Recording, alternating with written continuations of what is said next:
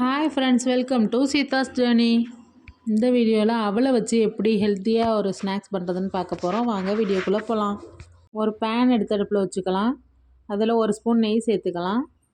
அந்த நெய் கூடவே ஒரு கப்பு அவல் சேர்த்து நல்லா வறுத்துக்கலாம். அவல் நல்லா வாசனை வர அளவு வறுத்து எடுத்துக்கலாம். இதை எடுத்து அப்படியே ஒரு தட்டில் மாற்றி வச்சுக்கலாம். அதே கடாயில் மறுபடியும் நெய் சேர்த்துக்கலாம். அது கூட 2 கப்பு பொரி சேர்த்துக்கலாம்.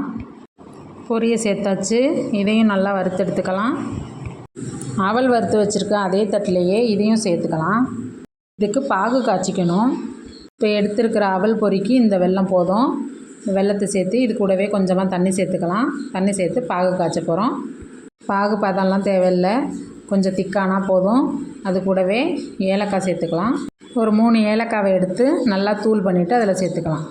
இது கூட நெய்யில் வறுத்து வச்சுருக்கிற அவல் பொரி 2த்தையும் சேர்த்து நல்லா கலந்து விட்டுக்கலாம்.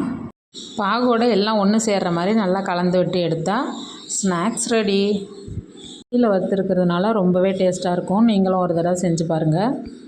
சூடாக இருக்கும்போது இது மாதிரி தான் இருக்கும். ஆறுனதுக்கு அப்புறம் இதே மாதிரி பொல பொலன்னு ஆகிடும். இந்த வீடியோ உங்களுக்கு பிடிச்சிருந்தா லைக் பண்ணுங்கள், ஷேர் பண்ணுங்கள், கமெண்ட் பண்ணுங்கள். மறக்காமல் சப்ஸ்கிரைப் பண்ணுங்கள்.